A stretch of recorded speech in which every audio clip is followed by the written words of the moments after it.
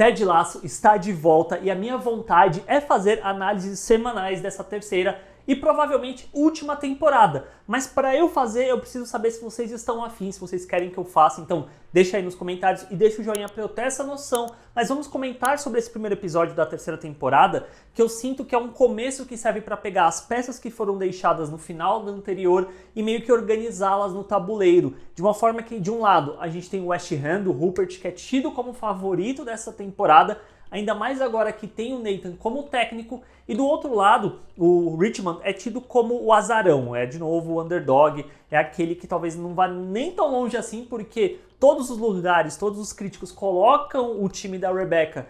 na última posição, o que incomoda muito a Rebecca, que ela quer vencer o Rupert, e no meio disso tudo está o Ted, que aparentemente não, fica evidente ali que ele está tendo uma crise existencial. Longe de casa e tendo que lidar com a despedida com o filho, que inclusive eu achei muito bom, que ele falou, não, porque ele estava ali no Smash Bros, e aí a aeromoça falando que estava jogando Breath of the Wild, adorei isso, mas você vê que ele sente ter que se despedir do filho, e ele conversa, ele questiona com a terapeuta dele, a doutora Sarah da temporada anterior, assim, maravilhosa, adoro essa personagem, o que ele ainda está fazendo ali, se ele está mais atrapalhando do que ajudando o time. O que eu sinto que vai ter um peso maior nessa questão dele ficar longe da família, mas também dessa cobrança e insegurança, de incerteza que o Richmond vai passar ao longo dessa temporada, agora que ele está na Premier League. E o que eu acho legal desse primeiro episódio dessa terceira temporada é que ele coloca o Ted e o Nathan como figuras opostas. Vai trabalhar meio que o contraste dessas duas figuras, que era imaginado que ia ser ao longo da temporada, mas eu acho que logo esse começo já deixa isso bem evidente. A forma como o Nathan é apresentado e todo o contorno do personagem o coloca como uma figura antagônica dessa temporada. Eu acho que talvez essa seja a palavra mais interessante de se usar. Um antagonismo para a figura do Ted, e não necessariamente um oposto no nível de se tornar um vilão, porque eu acho que a temporada anterior, a gente vê que ele parte de um lugar de muita dor, de muito abandono, colocando assim, em relação ao pai dele, porque eu sinto que tudo o que ele quer é ser reconhecido, é ser visto, é ser validado por essa figura paterna. E ele não tinha isso na casa dele, ele trabalhava ali no vestuário do Richmond e ele era maltratado ali também. Então quando o Ted o enxerga e dá oportunidade para ele meio que pega o Ted e coloca nesse lugar vazio que ele sente em relação a essa figura paterna que ele não tinha. E a segunda temporada, ao afastá-los, coloca o Nathan nesse lugar de dor de novo, de que ele sente que o Ted não liga pra ele. E o final da temporada anterior já tinha mostrado esse vislumbre, mas eu sinto que esse primeiro episódio vai muito mais a fundo na questão de como o Nathan meio que repulsa, ele cria essa repulsa ao Way Lasso, o método Lasso e tal, de não querer ser bondoso, dele querer lidar com as coisas dessa forma mais agressiva mesmo, mais violenta, porque talvez é a forma que ele encontra de se impor e de ser ouvido. Então quando ele percebe que isso funciona, ele vai mais fundo nesse lugar. E aí quando ele afasta o Ted de si e abre de novo esse espaço dessa questão paterna para ele, é onde o Rupert acaba entrando. E esse episódio desenvolve bem essa questão na qual o Nathan está envolvido, dele recorrer aos tweets para ver o que estão falando dele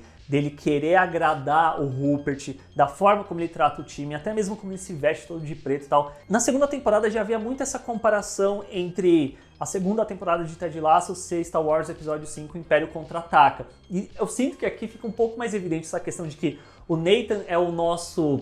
Anakin Skywalker, talvez dá pra colocar assim, não sei. Porque é engraçado que até quando ele chega ali no escritório do Rupert, e isso é extremamente proposital, parece o Lair, o covil do Palpatine, porque você vê a cadeira como ela é, atrás aquela janela redonda que lembra o bagulho da Estrela da Morte, pelo menos pra mim lembrou. Então acho que é muito proposital isso de colocar o Rupert nesse lugar, de fato aí sim, talvez, de vilão mesmo, enquanto que o Nathan, ele acaba sendo vítima das circunstâncias na qual ele se encontra e esse lado sombrio tá seduzindo ele cada vez mais. E é até interessante que a primeira vez que a gente vê ele dentro desse episódio, ele chegando no carrinho dele, ali, parando, e aí a gente vê toda a situação e depois, quando vão recolher o carro, são esses momentos que trazem a humanidade pro Nathan, que é aquele Nathan que a gente conheceu e aprendeu a gostar lá no começo da série e tal, ainda é presente ali, mas você vê que muitas vezes ele suplanta isso com essas atitudes mais escrotas, mais agressivas mesmo, para tentar ser visto e reconhecido. Tanto que não é à toa que esse episódio coloca as figuras paternas pro Nathan de forma talvez um pouco sutil, porque quando ele vai dar entrevista, vem um flashback da foto dele abraçando o Ted. E aí depois, quando ele dá a entrevista, ele olha pro Rupert, o Rupert tá orgulhoso dele e tal. Que o Rupert até fala antes deles irem pra entrevista, se eu não tô enganado, dessa questão de eu acredito em você, me deixe orgulhoso. E aí depois, quando ele recebe da mãe as mensagens que o pai não curtiu muito a forma como ele falou, cai nesse lugar de novo dele ficar incomodado com aquilo e talvez voltando-se mais ainda pro Rupert. Já o Ted, por outro lado, é o Ted, como diz a própria Killy, deixa o Ted ser o Ted. E a gente vê que ele lida tudo com bondade, com essa esperança, esse otimismo que é tão característico do personagem. E ele levando o time para mais um ensinamento peculiar, descendo até o esgoto para criar esse paralelo com as críticas que o time recebe. O que acaba virando motivo de chacota mais ainda dentro da internet, o que incomoda a Rebecca por consequência, porque ela quer vencer o Rupert a toda forma,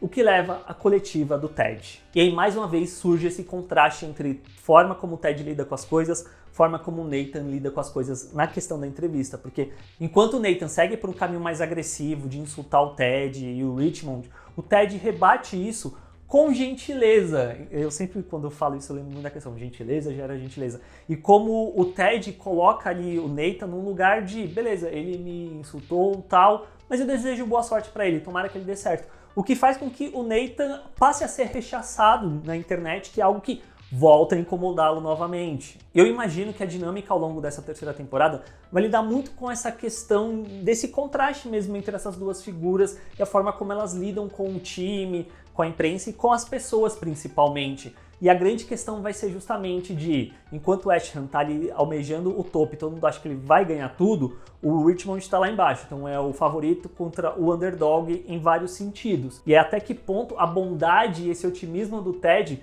vão significar algo quando os resultados começarem a aparecer em relação aos jogos. E daí vem todo o questionamento do Ted lá do começo do episódio, do começo do vídeo aqui que eu falei, dele se questionar se o que ele está fazendo ali ainda está mais ajudando do que atrapalhando, qual é o papel dele ali em tudo, ainda mais com o final do episódio em que ele está falando com o filho, e ele vê que tem um tal de Jake, que é amigo da ex-esposa dele, que deve talvez cutucar no lugar para ele de eu estou longe da minha casa, estou longe do meu filho, da minha família, e aí tem essa pessoa que talvez possa ocupar esse espaço.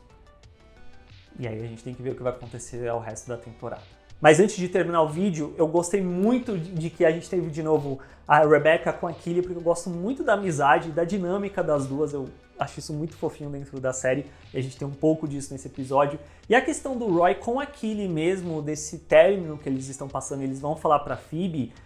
assim, eu não consigo compreender muito ainda de onde vem isso relacionado ao Roy, porque eu não sei se a série explorou isso muito bem no passado,